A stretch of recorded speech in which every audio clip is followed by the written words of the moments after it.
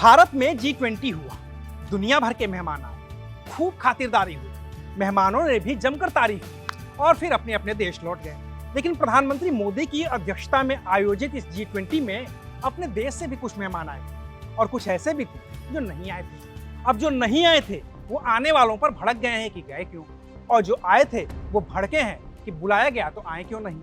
और ये सब वो मेहमान हैं जो एक गठबंधन बनाकर बीजेपी और पीएम मोदी के खिलाफ 2024 में चुनाव लड़ने वाले हैं और जिसका नाम है इंडिया। अब G20 की सफलता ने इसी इंडिया के कुछ नेताओं को अपने ही सहयोगियों से ऐसा नाराज कर दिया है कि गठबंधन मजबूत होने की बजाय कमजोर होता हुआ दिखने लगा है। तो आखिर G20 की सफलता का इंडिया गठबंधन से क्या लेना देना है, और क्यों G20 की सफलता ने इंडिया गठबंधन में ही एक ऐसी गांठ लगा दी है, आज बात करेंगे इसी मुद्दे पर। नमस्कार, मैं हूं अविनाश और आप देख रहे हैं अनकट। G20 के दौरान राष्ट्रपति द्रौपदी मुर्मू की ओर से विदेशी मेहमानों के लिए रात्रि भोज यानी कि डिनर का आयोजन किया गया था। इस डिनर में देश भर के तमाम राज्यों के मुख्यमंत्रियों को भी न्योता दिया गया था। इनमें भाजपा शासित राज्यों के भी मुख्यमंत्री थे और गैर भाजपा शासित राज्यों के भी। तो अभी के लिए भाजपा शासित मुख्यमंत्रियों की बात को तो छोड़ देते हैं और बात करते हैं गैर भाजपा शासित मुख्यमंत्रियों की। जो गैर भाजपा शासित राज्यों के मुख्यमंत्री थे उनमें पश्चिम बंगाल की मुख्यमंत्री ममता बनर्जी, बिहार के मुख्यमंत्री नीतीश कुमार, झारखंड के मुख्यमंत्री हेमंत सोरेन और हिमाचल प्रदेश के मुख्यमंत्री सुखविंदर सुक्खू राष्ट्रपति द्रौपदी मुर्मू की ओर से आयोजित डिनर में शिरकत करने पहुंचे थे। यानी कि टीएमसी, जेडीयू, झारखंड मुक्ति मोर्चा और कांग्रेस सबके मुख्यमंत्री इस डिनर में शामिल हुए, जो इंडिया के घटक दल भी हैं। लेकिन सवाल उठा सिर्फ एक मुख्यमंत्री ममता बनर्जी पर, और सवाल भी उठाया कांग्रेस ने। ममता बनर्जी के इस डिनर में शामिल होने पर लोकसभा में विपक्ष के नेता अधीर रंजन चौधरी ने भड़कते हुए कहा कि ममता बनर्जी डिनर में शामिल होने के लिए आनन फानन में दिल्ली पहुंची थी। अगर वह डिनर में शामिल नहीं होती तो कुछ बिगड़ता नहीं, आसमान नहीं गिरता, महाभारत अशुद्ध नहीं हो जाता, कुरान अशुद्ध नहीं हो जाता। अधीर रंजन चौधरी यही नहीं रुके, उन्होंने कहा कि संसद में विपक्ष के नेता मल्लिकार्जुन खड़गे को डिनर में नहीं बुलाया गया है। यह कैसा अट्रैक्शन था कि वह पहले दिल्ली पहुंच गए। खाने की मेज पर बंगाल की मुख्यमंत्री ममता, योगी और अमित शाह के बगल में थे। जाहिर है कि इस बयान पर टीएमसी का भड़कना तो स्वाभाविक था। तो टीएमसी की ओर से राज्यसभा सांसद शांतनु सेन ने अधीर रंजन चौधरी को जवाब दिया और बोले, हर कोई जानता है कि ममता बनर्जी विपक्षी गठबंधन Indian national development inclusive alliance यानी कि इंडिया के सूत्रधारों में से एक हैं और कोई भी उनकी प्रतिबद्धता पर सवाल नहीं उठा सकता।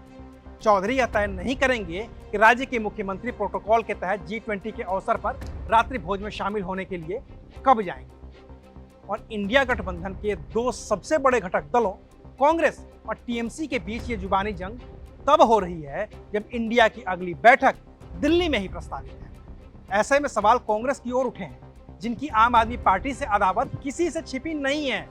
राष्ट्रपति के डिनर में हिमाचल प्रदेश के कांग्रेसी मुख्यमंत्री भी मौजूद थे, लेकिन अधीर रंजन चौधरी ने उनसे सवाल नहीं पूछा।